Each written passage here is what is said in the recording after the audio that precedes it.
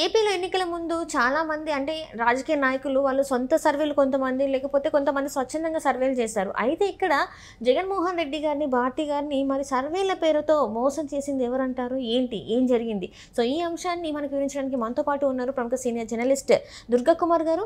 నమస్కారం సార్. నమస్కారం మా సిరి, మన వీక్షకులకు కూడా నమస్కారం. సార్, ఇప్పుడు చూస్తే జగన్మోహన్ రెడ్డి గారు ఓడిపోవడానికి సర్వేలే కారణం అంటారా, లేకపోతే ఇంకేదన్నా కారణం అంటారా? అంటే చాలామంది సర్వేలు చేసేసి గెలుస్తాము అని చెప్పేసి చెప్పారంట జగన్మోహన్ రెడ్డి గారికి. మనం చూసాం కూడా, ఎగ్జిట్ పోల్స్ వచ్చిన తర్వాత కూడా జగన్మోహన్ రెడ్డి గారు గెలుస్తారని చెప్పేసి చెప్పారు. కొంతమంది సర్వే వాళ్ళు చెప్పారు. మరి ఇక్కడ తప్పిదం జరిగిందంట. ఎక్కడ తప్పిదం అంటే ఇప్పుడు ఆయన చెబుతున్నారు కదమ్మా, ప్రజలు తప్పిదం చేశారన్నట్టు మాట్లాడుతున్నాడు. నేను ఇచ్చిన పథకాల లబ్ధి పొందారు కానీ నాకు ఓటేయలేదని ఆయన చెబుతున్నాడు. అంటే అది ప్రజల తప్పు అన్నట్టు చెబుతున్నాడు. సర్వేలు తప్పని కాదు, ఆయన పరిపాలన తప్పని కాదు. ప్రజలు ఓటేయకపోవటం వాళ్ళ దురదృష్టం. వాళ్ళు తప్పు చేశారు, నా పథకాలు తిన్నారు కానీ నాకు ఓటేయలేదు అనేది ఆయన స్పష్టంగా ఇప్పటికీ అదే మాట మీద ఉన్నాడు ఆయన. అంతేగాని అసలు నా పరిపాలనలో ఏమన్నా లోపాలు జరిగినాయా అనేది ఆయన చెప్పట్లేదు. ఆయన 99% హామీలు నెరవేర్చాను అన్నాడు. అసలు ఆ 1% హామీ ఏది నెరవేర్చలేదో ఆయన చెప్పట్లేదు. అది చెబితే కనుక అనేకం బయటకు వస్తాయి. 99 కూడా 99 చేయలేదు కాబట్టే ఆయన ఓడిపోయాడు. 99 చేశాను ఆయన వంచన చేసుకుంటున్నాడు. అన్నిటికీ మించి అసలు ప్రజలను ఆదరణగా చూడాలి కదా. నిన్ను ఆదరించారు, 151 సీట్లు ఇచ్చారు. నువ్వు అన్నం పెట్టక్కర్లేదు, వాళ్ళకి మంచినీళ్ళు తాగించక్కర్లేదు, మూతి కడగక్కర్లేదు, మూతి తొడవక్కర్లేదు. ప్రజల్ని ఆదరణతో ఆత్మీయతతో చూడు. నీ పోలీసుల్ని వాళ్ళతో మీద దాష్టికం చేయించొద్దు. తర్వాత వాళ్ళని వివిధ రూల్స్ రెగ్యులేషన్స్ పెట్టి వేధించొద్దు. తర్వాత పన్నులు పెంచొద్దు. తర్వాత 8 సార్లు కరెంటు బిల్లు పెంచేసావు, కరెంటు రేట్లు. వాళ్ళు ఎట్లా కడతారు? నీ అంత ధనవంతులు వాళ్ళు కాదు. కొన్ని వేల కోట్ల రూపాయల ప్రజల డబ్బు, వాళ్ళ డబ్బులు ఏమీ జప్తుల్లో లేవు. వాళ్ళు ఏ నెలకు ఆ నెల బతకటమే కష్టం. అసలు ఎలక్ట్రిసిటీ బిల్లు కట్టుకోవటం అనేది ఆంధ్రప్రదేశ్ ప్రజలకు ఒక గండంగా తయారైంది. ఎందుకు గండంగా తయారైందంటే వాళ్ళకి అన్ని ఖర్చుల కన్నా మెయిన్గా వాళ్ళ బడ్జెట్లో ఎక్కువ భాగం తినేసేది సింహభాగం కరెంటే. కరెంటు లేకుండా బతకలేరు, కరెంటు పెట్టుకుంటే బిల్లు కట్టలేరు. ఈ పరిస్థితుల్లో వాళ్ళు చాలా ఘోరాతి ఘోరమైన ఇదిగా ఉన్నారు. అయితే ఆయన అది గమనించుకోకుండా ఈ తప్పు ఎవరో సర్వేలు చేశారనో, లేదంటేనేమో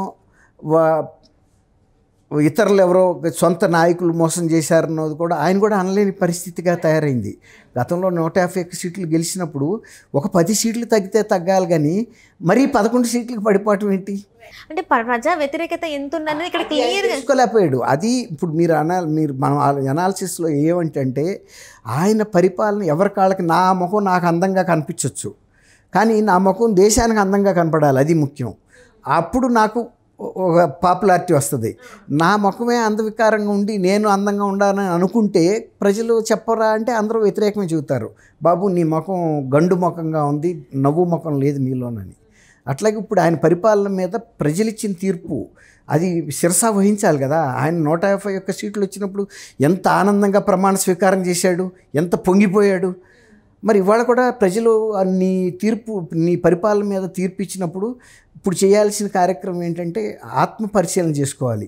ఎక్కడ తప్పు చేశాం? మొదటి రోజే తప్పు చేశాం, ఇవాళ కూడా అదే తప్పు చేశాడు. మళ్ళీ ఇవాళ ప్రజలు మార్పు కోరుకుని ప్రజలు ఇచ్చిన అధికారంతో చంద్రబాబు నాయుడు గారు ముఖ్యమంత్రి అయ్యాడు కానీ ఈయన మీద దాడి చేసి లాక్కునే ముఖ్యమంత్రి అవ్వలేదు కదా, కుస్తీ పట్లు పట్టి అవ్వలేదు కదా. ప్రజలు నిన్న వాళ్ళు ఎన్నుకున్న ముఖ్యమంత్రితో ప్రమాణ స్వీకారం చేయించారు. అది ప్రభుత్వ డబ్బుతో పెట్టిన కార్యక్రమం. దాన్ని ఈయన ఆహ్వానించారు. ఈయన ఆహ్వానం రిసీవ్ చేసుకోలేదు. ప్రభుత్వం తరపున ఆహ్వానిస్తే ఈయన వెళ్ళొచ్చు. ఒకవేళ ఈయనకి వెళ్ళటానికి ఇబ్బందికరంగా ఉండి లేకపోతే బాగా బిజీగా ఉండి తన పార్టీ తరపున వైఎస్ఆర్సీపీ తరపున ఒక 2 3 ప్రతినిధులను పంపొచ్చు. 2 పంపినా చాలు, ఒక్కళ్ళని పంపినా చాలు. సజ్జల రామకృష్ణారెడ్డి గారు లాంటి ప్రముఖుడిని ప్రధాన కార్యదర్శిగా 5 సంవత్సరాలు ఆల్మోస్ట్ డిఫెక్టో చీఫ్ మినిస్టర్గా పనిచేశాడు, పార్టీ అధ్యక్షుడిగా పనిచేశాడు, జగన్ కుటుంబానికి పెద్దగా పనిచేశాడు. అలాంటి వ్యక్తి తర్వాత రాష్ట్ర ప్రజలకు కూడా ఒక పెద్దగా ఆయనే ఉన్నాడు. ఈయన ఎప్పుడు రాకపోయినా ఆయన్ని పంపించినా సరిపోయేది. అసలు ఎవరూ వెళ్ళలేదు. అంటే నువ్వు ప్రజల్లో మమేకం అయ్యి ఇప్పుడు నుంచే వెళ్ళాలి కదా. వెళ్తే అక్కడ చంద్రబాబు తప్పులు కూడా లెక్క వేయమంటున్నాడు శిశుపాలుడు చేసినట్టు. నిన్న అక్కడ ఏమన్నా ఆయన మాట్లాడిన దాంట్లో తప్పులుంటే రాసుకోవడానికి అవకాశం నిన్నే మొదలయ్యేది కదా శిశుపాలుడిలాగా. ఇప్పుడు నువ్వు చేసిన తప్పుల్ని కూడా చంద్రబాబు నాయుడు గారు ఏం రాసుకోవాలా, ప్రజలందరూ రాసుకున్నారు. అందరూ వెళ్ళి బటన్ నొక్కారు నువ్వు కరెక్ట్గా పరిపాలన చేయలేదని. నువ్వు చేసిన అన్ని బటన్ల రూపంలో నొక్కబట్టే నువ్వు ఇవాళ 11 స్థానాలకు పరిమితం అయ్యావు. ఒకవేళ చంద్రబాబు నాయుడు గారు కనుక అట్లాంటి తప్పులే చేశాడనుకోండి, నీ మానాన్ని నువ్వు పని చేసుకో, నువ్వు లెక్క రాయక్కర్లా. ప్రజలు ఎవరికాళ్ళు మనసులో లెక్క పెట్టుకుంటారు, ఈ బటన్లో నొక్కుతారు. 2029లో వచ్చే 2029లో వచ్చే ఎన్నికల్లో ఇవాళ ఆయనకి ఎన్ని స్థానాలు వచ్చినా నీకు అన్ని స్థానాలు వస్తాయి, నువ్వు ఇంట్లో కూర్చున్నా కూడా. ఎందుకంటే ఆయన చేసిన తప్పుల్ని ఇప్పుడు మళ్ళీ నువ్వు అంతకుముందు పరిపాలన చేసి ఉన్నావు కాబట్టి పోల్చుకుంటారు.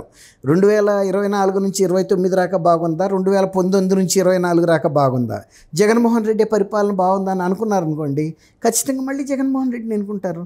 ప్రజలకు వేరే ఛాయిస్ ఏం లేదు కదా. ఇంకా ఇతర పార్టీలు ఏం బలంగా లేవు అక్కడ, కాంగ్రెస్ లేకపోతే కమ్యూనిస్టులో ఇంకేదైనా పార్టీలో. కాబట్టి నువ్వు ఇవాళ అంత ఆదుర్ద పడాల్సిన అవసరం ఏం లేదు. ఇప్పుడు నువ్వు ఎందుకు ఇలా జరిగిందనేది ఆత్మపరిశీలన చేసుకుంటా ఇతరులని నిందించడం వలన ప్రజల్ని నిందిస్తే ప్రజలు నిన్ను ఎట్లా ఆదరిస్తారు? వాళ్ళకి మేధస్సు లేదని నువ్వు అనుకుంటున్నావు. ఏ తప్పులు చేసినా నిన్నే ఎన్నుకుంటారు. జగన్మోహన్ రెడ్డి గారు 5 సంవత్సరాలు పరిపాలించాడు, చంద్రబాబు నాయుడు గారు కూడా 5 సంవత్సరాలు పరిపాలించాడు. ఈ రెండింటిని కలిపి బెరీ చేసుకున్నారు వాళ్ళు. ఎవరి టైంలో బాగుంది, రాష్ట్ర ప్రగతి బాగుంది, వాళ్ళ జీవనం బాగుంది, వాళ్ళకి భద్రత బాగుంది, వాళ్ళ పిల్లలకి ఉపాధి బాగుంది, జీవన ప్రమాణాలు బాగున్నాయి, ఇవన్నీ చూసుకున్నారు. శాంతి భద్రతలు అన్నీ కూడా అన్నీ ఆయనకి నచ్చబట్టే కదా ఇంత విక్టరీ ఇచ్చారు. అసలు 2019లో జగన్మోహన్ రెడ్డి గారు గెలిపే ఒక రికార్డ్ బ్రేక్ అనుకున్నారు. అసలు అన్ని స్థానాలు 175కి 151 స్థానాలు ఎవడో గెలవలేరు. అట్లాంటిది 164 స్థానాలు గెలిచి ఇంకా రికార్డ్ బ్రేక్ చేశారు.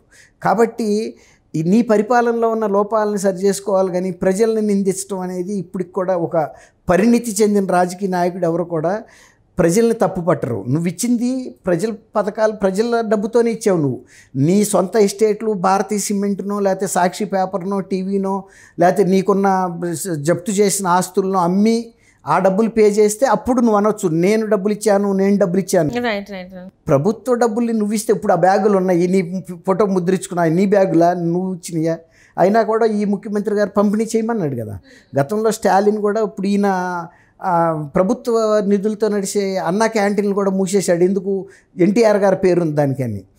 అదే తమిళనాడులో స్టాలిన్ అమ్మ క్యాంటీన్లని జయలలిత గారి పేరు మీద ఉన్న క్యాంటీన్లు ముయ్యలేదు, ఇంకా పెద్ద ఫ్లెక్సీలు, కలర్ ఫ్లెక్సీలు పెట్టించాడు. ఎవరైనా చీఫ్ మినిస్టర్గా ఒక మంచి పథకం ప్రవేశపెట్టినప్పుడు అది కొనసాగించారు అదే పేరుతో. అదే ఇవాళ ఎన్టీఆర్ యూనివర్సిటీ, హెల్త్ యూనివర్సిటీ అని ఉంటే కూడా దాన్ని డాక్టర్ వైఎస్ఆర్ హెల్త్ యూనివర్సిటీగా మార్చాడు. అది ఇట్లాంటి చిల్లర ఆలోచనలు ప్రజలు సహించరు. ఈవెన్ తల్లి విజయం గారు కూడా ఇలాంటి ప్రతిపాదన అయితే ఆమె ఒప్పుకోదు నాకు తెలిసి.